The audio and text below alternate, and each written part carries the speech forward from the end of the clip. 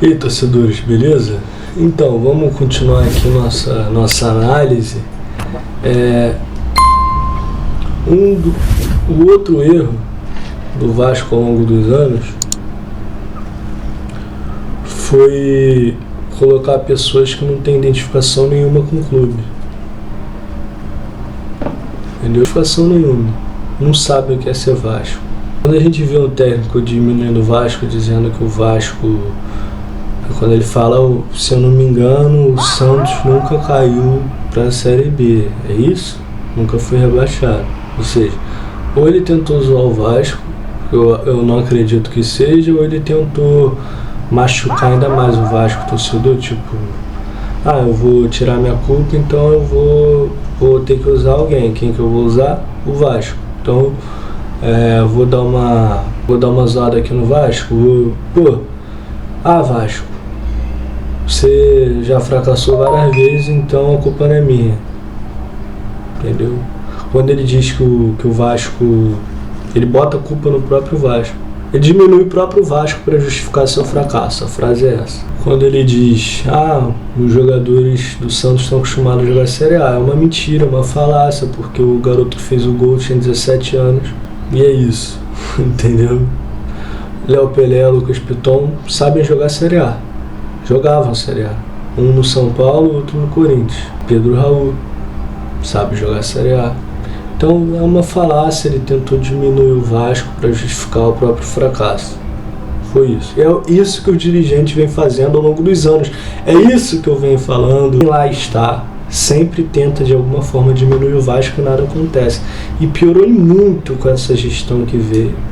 Gestão Jorge Salgado, onde ele bota flamenguistas, pessoas que não têm identificação nenhuma com o clube para estar dentro do clube. Não tem identificação nenhuma, eles estão pensando no dinheiro. Essa é a verdade. Conhecimento profissional, só isso. Enfim, um erro que a gente tem, tá? Eu estou me incluindo, eu também como brasileiro, eu tenho muito esse erro. A gente tem um erro de confiar no que as pessoas dizem e não no que elas praticam. A gente tem mania de confiar no que sai da boca e não o que elas fazem no dia a dia na vida dela. É um processo. Um exemplo aqui, tá? Criando uma história aqui para explicar para vocês.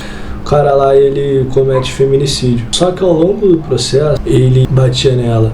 Ele tinha crise, surto, ataques temperamentais, mudança de humor repentina, pedia desculpa, depois se arrependia, falava que ia mudar, blá blá blá blá blá blá.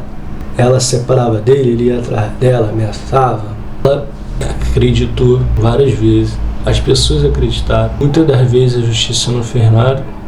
Era uma tragédia anunciada. A pessoa que vai se suicidar, ela também, muitas das vezes, ela vai comunicando, ela vai dando indícios. E muitos não ajudam. É o que aconteceu com o Vasco. A pessoa que foi comprar viu que poderia não ser aprovado no conselho a venda da SAF. Espertamente, pensando em lucro, falou, eu vou fazer uma promessa aqui pro torcedor do Vasco. Vou fazer uma promessa aqui, que isso vai mudar o patamar das coisas. Com certeza, depois desse discurso aqui, as pessoas vão se iludir, a pessoa que é muito coração vai esquecer tudo e vai decidir vender o Vasco para mim. Porque se as pessoas olhassem friamente na prática, a 777, ela foi campeã onde? Os times dela, onde eles foram campeões? Se eu digo que o projeto 30, 40, 50 anos, eu estou querendo dizer o quê? Se eu venho de uma entrevista falar, a nossa ideia não é contratar grandes estrelas e craques, é contratar jovens jogadores com potencial, pensando em quê? Em ser vendido. Ou seja, a prática já vinha acontecendo. Simplesmente não viu quem não quis. Não sei se tem, mas se existir algum clube que a 777 foi bem sucedida, eu tenho certeza que nesse clube a 777 não é sócia majoritária, ela não tem a caneta na mão. Não é ela que decide, é o clube.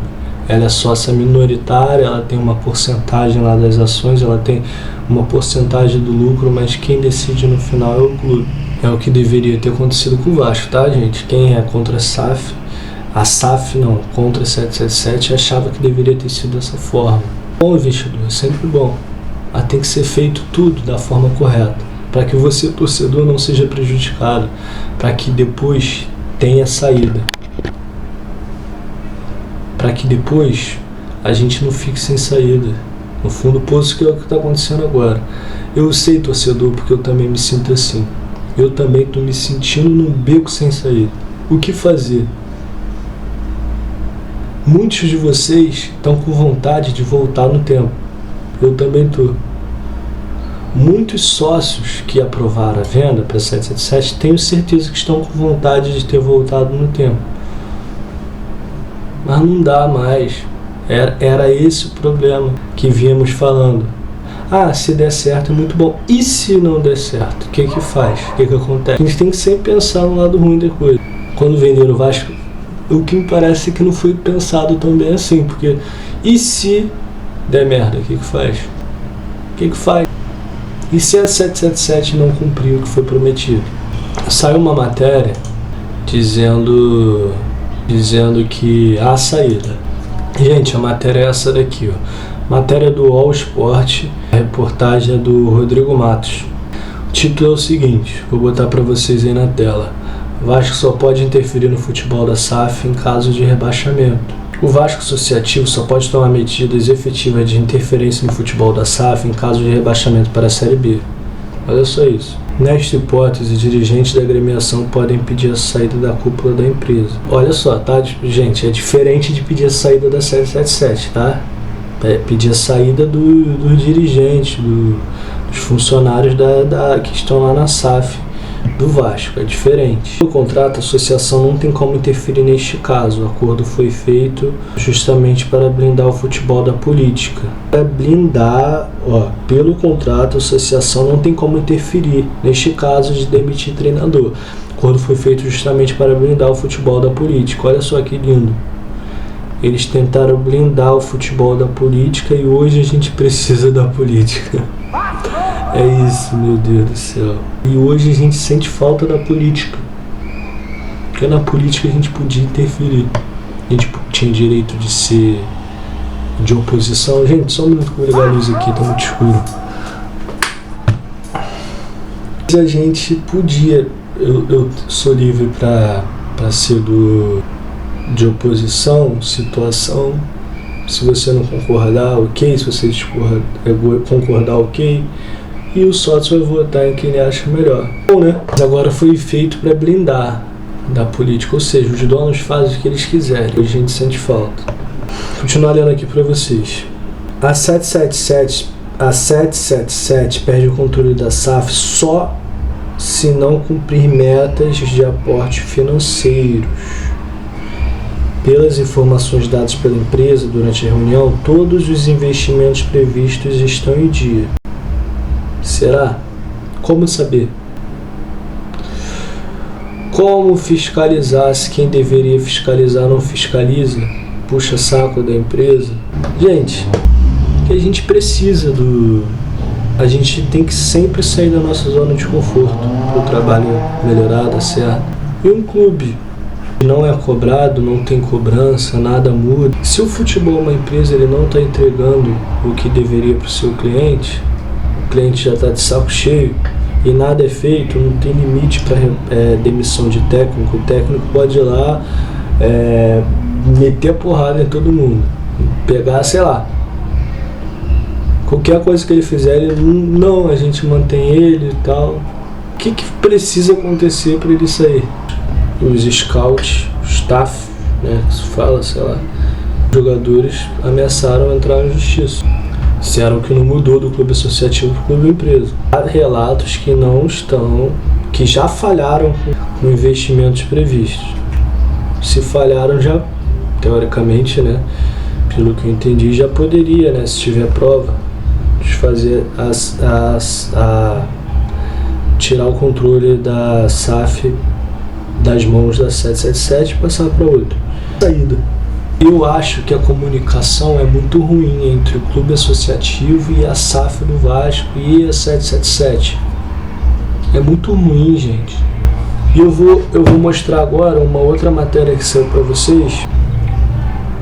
Conselheiros do Vasco pedem convocação do deliberativo para esclarecimento sobre a SAF e a crise do futebol. Os conselheiros cobram esclarecimento sobre 5 assuntos.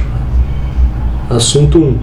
Como foi e qual o resultado esperado da reunião do Conselho de Administração da SAF, realizada no dia 5 de junho, sobre as ações relacionadas ao desempenho do futebol vascaíno no Campeonato Brasileiro e sua posição na tabela.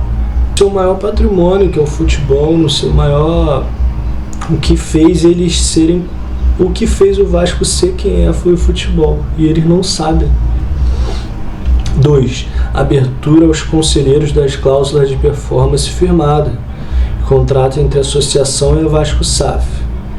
Ou seja, eles venderam o clube, eles venderam o futebol 70%, mais precisamente, e eles não sabem das cláusulas de performance firmadas em contrato. Eles venderam sem saber muitas coisas. 3. Entendimento do processo de acompanhamento dos contratos firmados entre a associação e a Vasco SAF por parte da instituição. Isso. 4. Atualização do processo de auditoria contratado por sugestão do Conselho Fiscal. E 5. Esclarecimento se foi ou não encomendada a pesquisa para os sócios estatutários, visando a elaboração do relatório de sustentabilidade, que teria finalidade também de escolher elementos para a elaboração do planejamento estratégico do clube. A carta foi assinada por mais de 1/5 do Conselho Deliberativo, ou seja, é um problema. Esse é um outro erro. Se o clube associativo ele não sabe o que acontece no futebol do Vasco, quem dirá a gente que é torcedor? Esse é o erro. Venderam as pressas. Eu sempre falo, o japonês, no Japão, os japoneses fazem tudo já pensando no futuro, né? Eu vou comprar essa casa aqui já pensando no meu futuro, essa casa aqui, mas que ela seja planejada já para caso haver uma tsunami, um terremoto, enfim. Aqui no Brasil não. A gente espera tudo acontecer para depois planejar. É o que está acontecendo no Vasco. A gente está deixando dar merda. A gente vendeu sem saber o que iria acontecer no futuro, para depois, agora, tá cobrando o que deveria já ter sido planejado há muito tempo. É isso que está acontecendo. Entendeu, gente? Esse foi um dos erros. E a gente precisa aprender a separar a SAF do Vasco, da instituição Vasco da Gama e da 777, tá, gente? A 777 ela pode estar entrando com dinheiro e a SAF está sendo incompetente, ou como a gente falou, o Paulo Brax não tem autonomia para contratar jogadores craques, é só jogador para avisar lucro. Porque ele não pode falar, eu vou lá contratar o Messi. Aí ele vai lá e contrata o Messi. Mas o Messi já tem 30 e poucos anos, no final de carreira. A 777 vai lá e ele aprova, mas a 777 não aprova. Se ele é o diretor, ele tem que ter autonomia. Contratar quem ele quiser, se errar, o erro é dele. Ou seja, é um processo muito lento, muito burocrático para se contratar um jogador. E a 777 pode não aprovar justamente por isso, mesmo sendo um bom jogador, por ser velho. Não pode lucrar lá na frente. Mesmo podendo lucrar com venda de camisa, eles não estão... é um pensamento burro, na minha opinião. Porque com um jogador bom você consegue lucrar com venda de camisa. Os jogadores novos que podem ser vendidos, eles ficam empolgados em jogar. Valoriza eles também para serem vendidos. Pô, jogou ao lado de fulano, ganhou títulos, entendeu? É esperar para ver, né? Se não entregar o que prometeu em caso de rebaixamento, é uma esperança pelo menos. E se a 777 não entregar o que prometeu financeiramente e esportivamente a partir de 2026, pode sair do Vasco. Pode entrar uma outra empresa. O que precisa melhorar é a comunicação com o torcedor. O Vasco é diferente dos outros clubes que a 777 tem. É um clube de massa. Eles têm que aprender a lidar com isso, tem que dar mais autonomia para o Paulo Brax. É isso que está faltando. E uma outra coisa que eu acho que deveria ter no contrato, deveria ter alguma coisa dizendo que a SAF só pode investir o dinheiro à vista. Eu vou investir 120 milhões nessa janela, eu vou fazer o Pix e vou à vista, eu vou comprar, sei lá, o Cristiano Ronaldo, vou comprar o Messi à vista, não parcelado. Vou parcelar em 5, 10 vezes. dessa forma você acaba pagando com dinheiro do próprio clube. Que aí vai vir essa janela agora de novo, você vai parcelar de novo. Aí 120 milhões vai ficar onde então? Não era para ter então fluxo de caixa? Foi tudo parcelado? Coisas que não dá para saber, não dá para entender, porque nem o clube sabe, nem a instituição Vasco da Gama sabe, quanto mais a gente, né? É isso, abraços, fiquem todos com Deus, saudações vascaínas, tamo junto.